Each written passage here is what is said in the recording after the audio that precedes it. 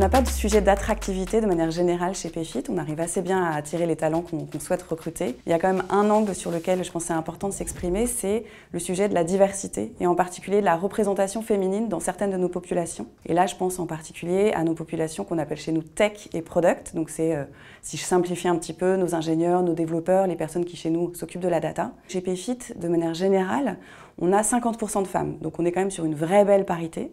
Mais ce chiffre, il tombe à 27% dans les populations que je viens de mentionner. Ça nous demande donc en fait deux choses, c'est d'avoir une vraie intention dans nos processus de recrutement. Il faut accepter sur certains process de recrutement de prendre plus de temps pour augmenter nos chances d'avoir plus de représentation féminine. Et puis une action qu'on va mettre en place à partir de maintenant, qui paraît toute bête, c'est s'assurer dans les processus de recrutement qu'on lance dans ces métiers-là, d'avoir en fait au moins une femme dans le panel des personnes qui font les entretiens des candidats.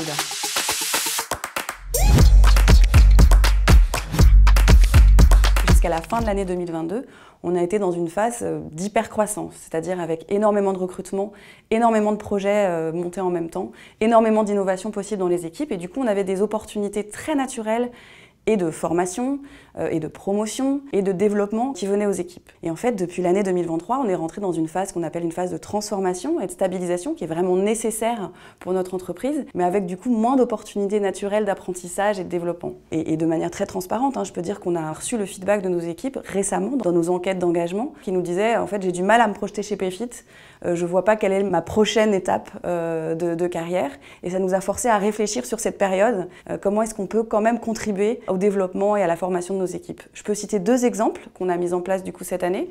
Un exemple qui est général à Payfit, on a créé un programme de mentoring pour les femmes, un programme pilote. Et puis le deuxième exemple qui me tient particulièrement à cœur, c'est un exemple au sein de mon équipe, l'équipe RH. On a lancé un projet en interne dans notre équipe qu'on a appelé les HR Competencies, c'est-à-dire vraiment réfléchir aux compétences dont on a besoin en tant qu'équipe RH pour être les meilleurs professionnels des ressources humaines possibles.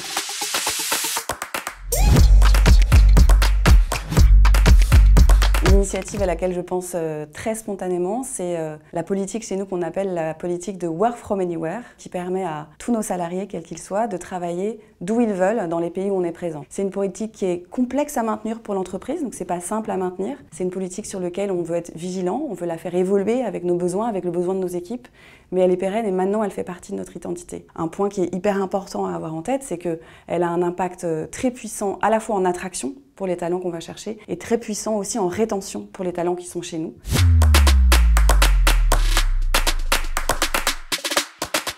Le bien-être de nos équipes et l'équilibre qu'ils peuvent trouver entre leur travail et leur vie personnelle, on sait qu'il est particulièrement important pour les jeunes générations.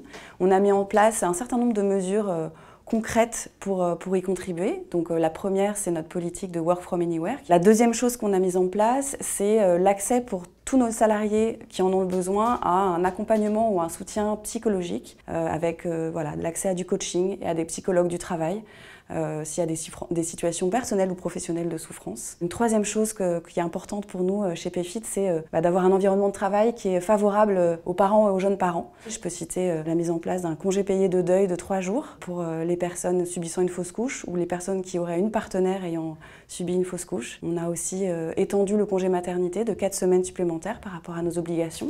Et puis, on a beaucoup travaillé sur le moment du retour au bureau après un congé maternité. Donc, on a toute une politique de ré-onboarding qui est assurée à la fois par l'équipe RH et par les managers pour s'assurer qu'on a un retour au bureau le plus accompagné et le plus fluide possible.